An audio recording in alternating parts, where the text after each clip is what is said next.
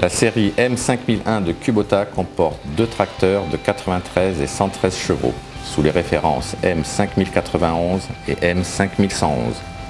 Ils viennent en remplacement des modèles M8560 et M9960. Entraide a pu disposer d'un M5111 durant quelques jours.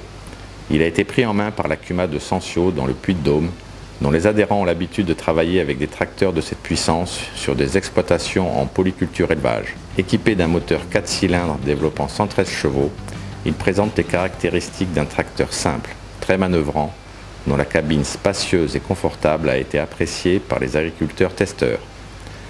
Une prise en main jugée facile, des commandes bien regroupées et une boîte mécanique synchronisée bien étagée où le bon rapport est facile à trouver en fonction du travail à réaliser. Premier tour de roue pour un chantier de déchômage, avec un cover crop 24 disques. Au travail, le moteur semble bien développer la puissance annoncée, mais le tracteur a été un peu pénalisé par son poids plume de 3 tonnes 4 dans des parcelles bien vallonnées. Un aspect qui peut se transformer en atout pour d'autres utilisations. Personnellement, la prise en main, je trouve que c'est relativement facile. Les commandes tombent bien sous la main, on s'habitue facilement au tracteur, même sans être habitué à la marque. C'est un tracteur facile à manier, quoi. La visibilité, c'est le gros point fort, je pense. C'est une cabine très claire. Les montants sont fins, on voit très bien, et le pare-brise panoramique est un gros point. Pour nous, c'est classique, l'embrayage électrique, parce qu'on l'a déjà sur nos tracteurs. Pour moi, le souci, c'est la commande est trop près du bouton de commande de lièvre tortue, enfin de doubleur, sinon c'est un bon point. Et uniquement fait du cover crop. Le moteur est au point, je pense. Le souci, c'est l'adhérence. C'est un modèle trop léger. Pour un cover crop comme nous, en 24-10, 3 mètres, c'est limite, quoi. L'adhérence est très limite. Le point fort, ce serait la visibilité en cabine. L'inverseur, pour moi, est très bien.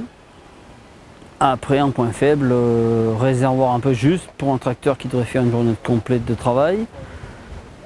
Et l'adhérence, c'est un modèle trop léger pour moi. L'adhérence est très limite. Moi, je dirais qu'il est souple au niveau conduite, quoi. Les commandes sont très accessibles.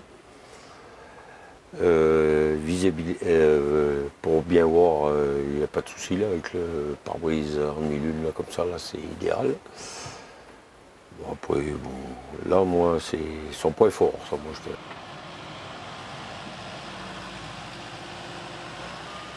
Motorisation, moi, à bas régime, il n'est pas assez coupleux, on va dire. Faire quel travail? Moi, j'ai labouré avec.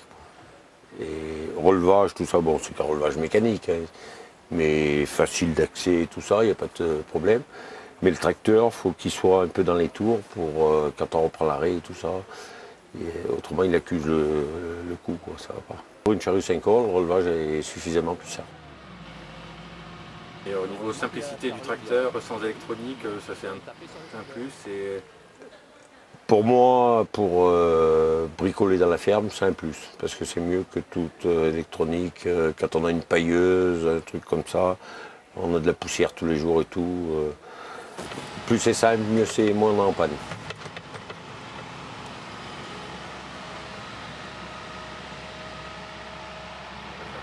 Au travail, il va bien, il est très très bien. Après, bon, il serait un petit peu plus lourd au niveau poids. Il ne faut pas dételer le chargeur avec la charrue. Il faut bien laisser le chargeur blanc. Hein. Et le godet aussi. Hein. Avec la charrue 5 corps, moi, j'ai labouré 6 hectares et j'ai pas pu finir mon champ à cause du gasoil. Quoi. Manque de gasoil, le réservoir trop petit. Quoi. Consommation, je ne me rends pas bien compte, mais c'est le réservoir qui est trop petit.